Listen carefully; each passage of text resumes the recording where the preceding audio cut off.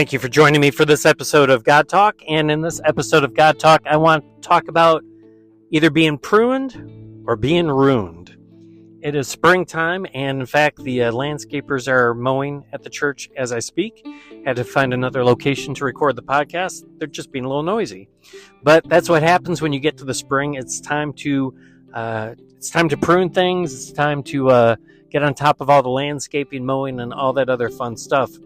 Now, spring isn't the only time that you prune things. In fact, oftentimes in Texas, it's probably better to prune in the winter than in the spring. You don't want to do that up north because the winter is so hard on things up north that if you prune in the winter, you stand the chance of damaging the trees or whatever you're pruning because of the harshness of the winter. In Texas, our summers are more harsh than our winters, and so sometimes it's better to get a jump on the pruning in the winter so that it's not fresh pruning by the time things get to be about 500 degrees during the summer. But either way, not only in winter here in Texas do we do some pruning, but certainly in spring, and as the growing season continues, it's a constant state of pruning. I have to prune my peach tree as it grows because as it gets fruit and different things on it, if I don't pinch some of that fruit off and even trim back some of the branches, they end up getting too heavy and the branches will break. I've got a blackberry bush, and once it finishes blooming out in the spring, late spring, almost to early summer, and you get all the blackberries off of it, that old growth dies. It's of no value anymore. So you want to cut it back and then let the new shoots start coming up and let the plant put all the energy into the new shoots so that you'll have a good crop of blackberries come the next spring.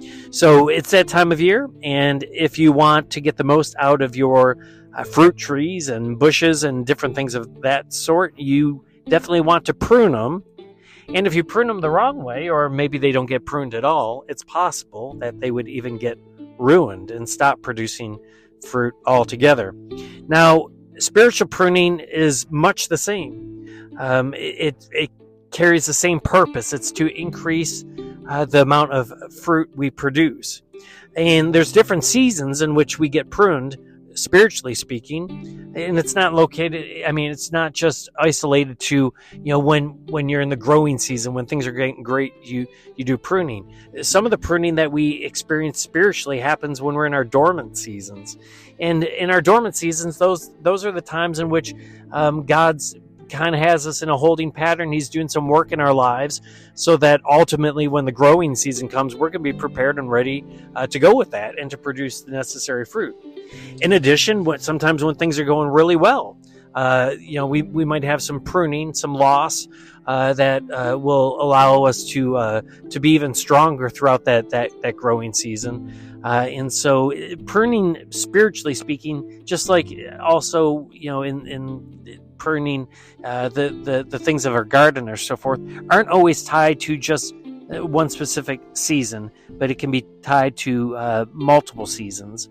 And when it comes to pruning, in terms of a plant, you can probably figure it doesn't feel great, right? I'm not exactly sure how plant feelings goes, but having branches cut off and fruit pinched off and different things like that can't always be the most enjoyable.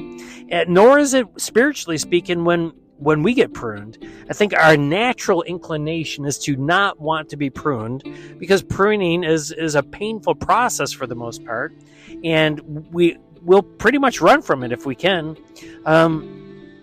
We don't have a natural embrace for trials and tribulations and troubles.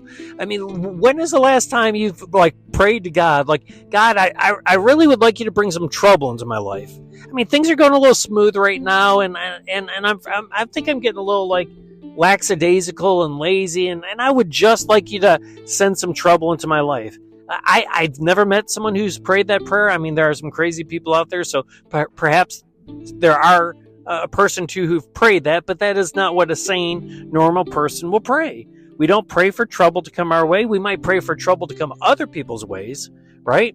Like if maybe a good friend of ours or one of our kids let's say our adult kid is engaged in some really destructive behavior, we may pray for them to have some really difficult times so that they might hit rock bottom and change. So we'll pray for pruning in other people's lives, but rarely, if ever, are we going to be praying for us to undergo times of pruning. What does pruning look like when it comes to our own faith and spiritually speaking? A lot of times, pruning is something that really impacts the power that we feel we have, maybe the influence that we have with others, honor that we have, insight that we carry. These are the things that we always pray more for. We pray for more power. We pray for more influence. Of course, we pray for more wealth and honor, insight. So we tend to want more of those things. But just like a tree whose branches aren't ready to support all that fruit, like it can get too heavy and break. So sometimes like there needs to be a series of pruning so that branch just gets bigger and thicker, that it can hold all of that fruit. I remember when I started Light of the World, I thought I was going to be the next Billy Graham. I like to joke, our church and Gateway started the same and probably for the first couple of years grew the same, but we stalled out and they didn't. If you don't know the story, we started in my house. Within a matter of a month or so, we had moved into a movie theater, and we were just in that movie theater for 6 months, and we moved out of it to a shopping center. And in that shopping center, we were just there for 2 years before we outgrew the shopping center. And then we bought property and built a $2 million building on that property, and that was back 20 some years ago. I'm telling you, like that was a lot of money, and who knows, maybe it was 2 million land and building, but needless to say, to go from like non-existent to a house to a movie theater to a shopping center to buying 10 acres of land and putting in a nearly $2 million building, that's some pretty fast growth, right? And I was feeling good about it, and probably a little cocky and arrogant, maybe. I remember we were recognized by our church body, the Lutheran Church Missouri Synod, for having one of the top 5 or 10 churches in the country in terms of bringing people into the church from non-Lutheran backgrounds. I don't think it was just unbelievers. It was just people that have been brought into basically the Lutheran Church, and we got recognized for it. I got flown up to St. Louis, Missouri, and got to sit around a big round table with all these pastors who've been doing this for years, pastors of these big churches. And here I am, this pastor of a church of just a few years, sitting with the synodical president, the board of directors, and being recognized. And I remember even just 7 years into the ministry of the church, we actually got the president of the entire synod to come and to speak at our 7-year anniversary. And I remember what he said. I remember he said that, I've spoken at 50th, I've spoken at 100s, I've spoken at all these other things, but I've never spoken at a 7-year. And he meant it as a little bit of a compliment, I think, that wow, look at what you've done in the first 7 years of ministry. And it was real easy to kind of feel like, wow, we're going to be the next big thing, right? And then we stalled out, and there's so many reasons why we stalled out. I think some of it was probably some character development that needed to take place in me, and maybe even my staff. And I think even maybe more than that was the practical implications of the fact that when you're a young congregation, you got a lot of young members, and they don't necessarily have a lot of money to contribute to the ministry, and you're saddled with $2.5 million, 2.7. I don't remember exactly what the building and debt cost was, but it was well over 2 million. And you're making payments on that. Not to mention, your utility costs are, especially during the summer, $5,000 and $6,000 a month. Oh my gosh, we were cash strapped. And for those first several years, not only could we not hire staff to keep up with the growth, but you would have you'd start the year with basically 1 week's of reserves in the bank. What I mean by that is, if you didn't collect offering for a week, you'd be out of money. 1 year it was so bad that I had to cut salaries in the middle of the year. I mean, it was a painful time. And you might even say it was a time of pruning. It was also a time of just kind of relying and depending on God. And then, we kept peaking out at 3:50 in worship and would bounce off that because we couldn't always staff for it. And then we had basically turning over my entire staff about 15 years into the ministry. And then from that point on, we rehired new staff, and all of a sudden growth started again. And then COVID happened, and most of you are familiar with the stance the church took on that. And we grew from 2 services to 3 services. And basically from before COVID to after COVID, we grew by not only an additional worship service, but we grew by 30 or 40%, and so we've had steady growth, through COVID, and for a church our age, we're growing actually quite fast for a church that's 20 some years old, because by that time most of them are plateauing and dropping off. I think a lot of that was a time of pruning. And I don't know what that means for the remainder of the time God has left for me as I shepherd a light of the world. But I know God has a plan, and I just try to be faithful for that. But I think that that time of pruning certainly has made me into a stronger person, a more mature person, and a better pastor in many different ways. And of course, we hope that time of growth continues until the day the Lord calls us home. Interesting passage from Hebrews chapter 5, verse 8. It says, son though he was, that is, talking about Jesus. It says, son though he was, he learned obedience from what he suffered. I mean, that's a bold passage. Hebrews barely made it into the Bible, and it's probably because of passages like this, because you have to shy away a little bit from talk about Jesus learning obedience, because I mean he's God, right? But the other side is he's man, so according to his flesh and his manhood, he did have to learn things, and so it's interesting is when it even comes to talk about Jesus, it talks about him learning obedience through suffering, and that's part of the pruning process, right? Pruning involves suffering. It involves loss. Going back to the earthly, the worldly, pruning, the gardener's lopping off growth of a branch or a tree because it's not strong enough and it needs to be better, or it's not producing in order that it would produce more. I planted a new peach tree this past summer because my old one is, I didn't realize this, but peach trees only last like 12 to 15 years. I mean, they're crazy good and they grow quick, but they don't have a real long lifespan because their branches break and they're disease susceptible and so forth. And so I've planted this new peach tree, and I'm really tempted to just kind of pinch all the buds off of it, so that it doesn't even try to grow fruit, so that it can put its energy in becoming big and strong while the old guy is dying. There's a whole sermon in that one too, right? But take the young one, take the new one, allow it to just grow strong while we're still getting fruit off the old tree, and then about the time in another season or two when the old tree is gone, the new one's ready to kind of jump in and hit its prime in a few years or so.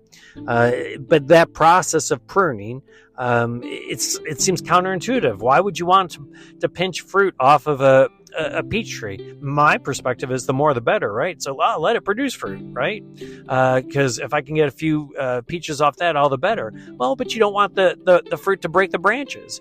You don't want it to stunt the growth of the tree because it's too busy trying to grow that fruit. If those peaches grow and it's too heavy for those branches to support and it breaks, it's going to be counterproductive to the growth and the development of that tree. You see what I'm saying? That the same can be said for us spiritually. So the real question is how do we know when we're being pruned, and how do we know if we're just having a bad month or a bad year?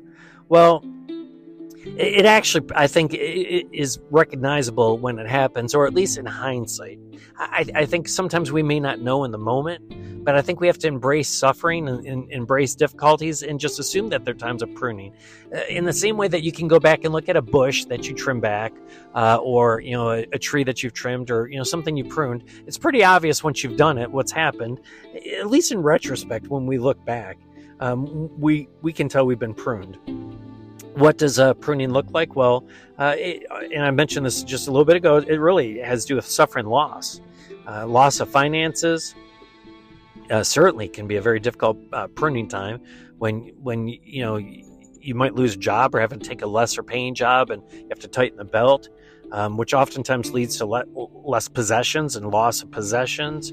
When we lose our jobs and possessions, sometimes we lose influence. You see how these are almost like dominoes sometimes that fall? It's kind of like they say when it rains, it pours. Well, that's kind of a little bit the process of pruning, is one thing oftentimes can lead to others. Also, loss of position, stature, loss of relationships. Man, those are times of pruning, aren't they? I mean, remember the breakups or whatever? You just wanted to die. I mean, you didn't think you could move on unless you're on the breaking up end of it. Like if you're the one that was doing the breaking up, you didn't care. But if you're on the receiving end of it, man, those can be very difficult pruning times. So oftentimes pruning means that you feel less successful as an individual. And so no one wants to feel worse about themselves. No one wants to go through trouble. So as I mentioned, we tend to try to want to avoid it. The process of pruning, it'll produce weariness, fear, despair, right? And so rather than have to deal with that, what we were more tempted to do is to retreat from it. Maybe to go back to situations and places that we were before. Maybe we moved back home because it was just safe. Maybe we go back to an old relationship because it was just safe. Maybe we go back to a previous career field because it was safe, right? Rather than just putting the chin up and taking it on the chin, we want to oftentimes, when we're feeling vulnerable, we want to retreat to safety. And honestly, Satan doesn't help with this, right? Satan's the one that's going to be sitting there whispering in our ear, trying to get us to retreat, right? To get us to question what's going on, to question whether or not what's going on is actually for our benefit. Honestly, to question what's going on if it's really from God. When we look at the scriptures, we see an interesting contrast between, let's say, someone like Judas and then someone like Peter. When we look at Judas, Judas denied Jesus, and when he denied Jesus, he felt immense sorrow for that, and rather than just dealing with it and repenting of it and using it as a pruning experience, he runs away from it. But how does he run away from it? Well, by killing his life. Suicide, by killing himself. That's how he retreats and refuses to deal with the pruning. But you compare that with Peter. So Judas betrayed Jesus because, for money, or he didn't really believe Jesus was who he was. It was slightly different than Peter, but Peter wasn't much better. He just denied knowing Jesus because, well, he didn't want to die, right? But to deny Jesus is a pretty serious thing. But rather than, kill himself, rather than, run off back to fishing and so forth, he doesn't. He kind of takes it on the chin, and he grows from it, and he grows incredibly and becomes really one of the greatest figures in the early church, maybe next to just Paul himself. And that's how we have to handle pruning. As uncomfortable as it is, when we face seasons of pruning in our lives, we have to refocus how we're thinking. We have to embrace the time of suffering, kind of go with the punches, allow God to work maturity in us in any way that he needs to. And we have to especially not retreat from it, because that's what Satan's going to cause us to do. He's going to try to confuse us in what's going on.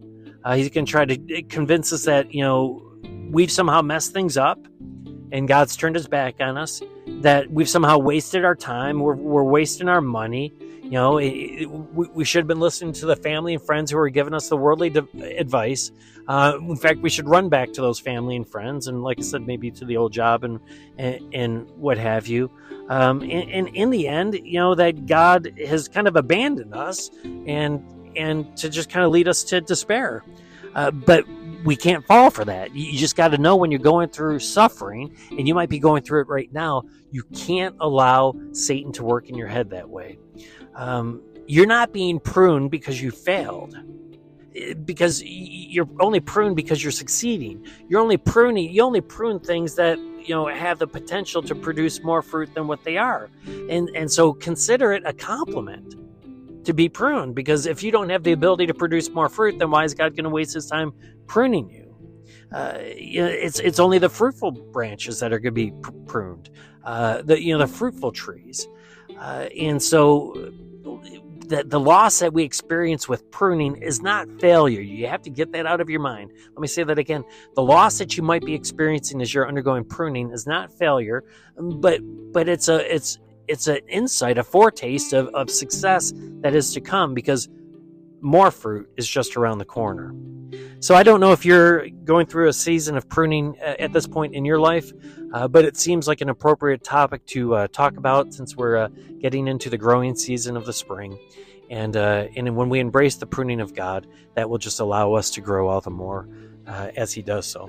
I appreciate you joining me for this episode of God Talk. I hope you have a wonderful day, a wonderful week, and I look forward to talking to you next time. God bless.